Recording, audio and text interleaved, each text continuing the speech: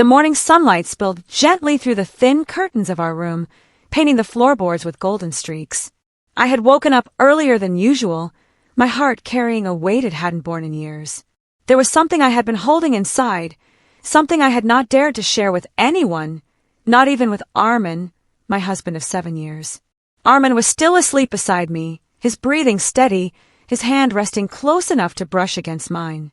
Looking at him, I remembered all the years we had walked together, through laughter, through misunderstandings, through the tiny routines that stitched our lives into a fabric that felt unbreakable. And yet, this secret pulsed in my chest, demanding to be spoken. It wasn't something dark. It wasn't something shameful. It was, in truth, something beautiful but fragile. Fragile like the wings of a butterfly, and I was terrified that if I voiced it, it might lose its magic or worse, it might change everything between us. I decided that today would be the day. The house was unusually quiet. Our little daughter, Amira, had gone to spend the weekend with her grandparents, leaving Armin and me with a silence that felt both luxurious and intimidating. I found him later in the kitchen, making coffee, humming a tune under his breath. "Morning," he greeted, flashing me that familiar smile that still had the power to make my stomach flutter. "Morning," I whispered back, though my voice was softer than usual. He noticed instantly. Armin always noticed. "What's on your mind?" he asked, pouring the dark liquid into 2 mugs. I almost said nothing. I almost buried the secret again under a pile of daily tasks and familiar distractions. But I couldn't. Not this time. I need to tell you something," I finally said. The smile on his face faded into quiet seriousness. He put down the mugs, wiped his hands on a towel, and came closer. "What is it?" And that's when fear clutched me. Not fear of him, not fear of his love, but fear of change. So I leaned closer, my lips brushing near his ear, and whispered the words I had rehearsed 100 times in my head.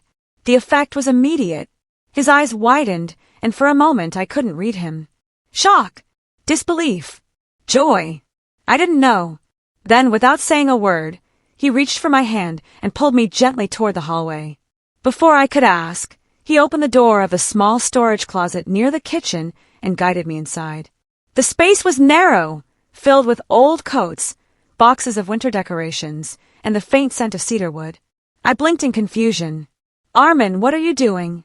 I asked, my voice caught between laughter and nerves. He pressed a finger to his lips, his eyes glimmering with mischief and emotion. I needed a place where it's only us. No interruptions. No distractions. Just you and me." The world outside felt suddenly very far away. In that cramped little closet, the secret I had whispered between us became alive. I had told him that I wanted to follow a dream I'd hidden for years, to leave my safe but passionless office job and start my own art studio. Painting had been my secret love since childhood. I had hidden my canvases, sketchbooks, and half-finished pieces in boxes, fearing they weren't good enough, fearing that dreams like mine were impractical. "I've wanted to tell you for so long," I confessed, my voice trembling in the dim light. "But I was scared. What if you thought it was foolish? What if—" Armin stopped me, his eyes steady and kind. "Foolish? Layla, do you know how many times I've found you awake at night, paint on your fingers, staring at a canvas like it held your whole heart? That's not foolish. That's you. That's the woman I fell in love with." Tears pricked my eyes. "But the risks," I began. He shook his head. "Risks are part of love, part of life. If this is what sets your soul on fire, then we'll face it together. You won't be alone." In that moment, the tiny closet became something sacred. The silence wrapped around us like a warm cocoon, and all the fears I had carried dissolved under the weight of his unwavering belief in me. I hadn't expected him to react this way. I had prepared myself for hesitation, maybe even gentle discouragement. Instead, what I found was the strength of a man who believed in me more than I believed in myself. We stood there for what felt like forever, our foreheads nearly touching, our breaths mingling in the stillness. My heart was beating so fast it echoed in my ears.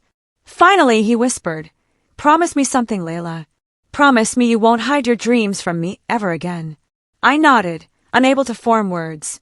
The rest of that day unfolded differently. Instead of chores and errands, we spent hours talking about possibilities. Armin pulled out a notebook, scribbling ideas, asking me questions about the kind of art I wanted to create, the space I imagined for my studio. I told him about the colors that inspired me, the themes I wanted to explore, the way I longed to connect with others through painting. He listened, truly listened, as if every word I spoke mattered. And when I hesitated, doubting myself, he reminded me of every challenge we had faced before, moving cities, balancing jobs, raising Amira, and how we had always come through together. By evening, I felt lighter than I had in years. That night, after dinner, Armin led me back to the closet once more. "Why here again?" I laughed softly. "Because," he said, "this is where you trusted me with your heart in a way you hadn't before. This is where we began something new. From now on, whenever life feels too loud, this will be our space. Our little sanctuary." And so it became. The closet, once just a forgotten corner of the house, turned into a symbol of trust.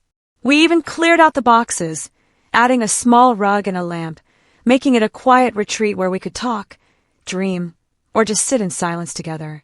Weeks turned into months, and slowly, my hidden dream began to take shape.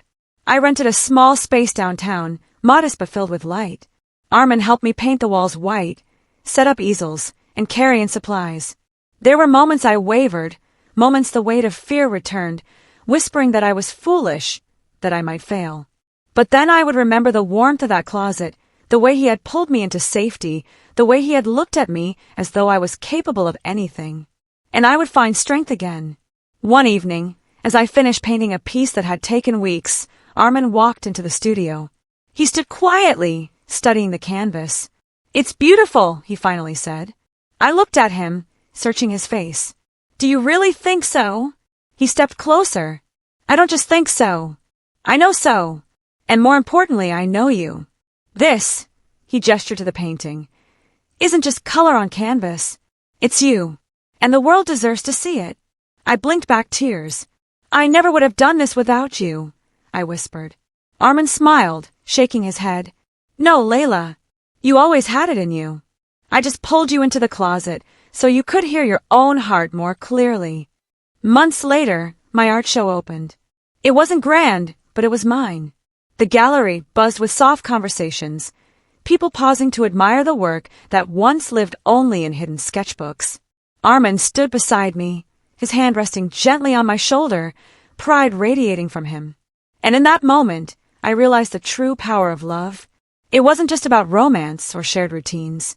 It was about creating space for each other's dreams, even in the smallest, most unexpected corners of life.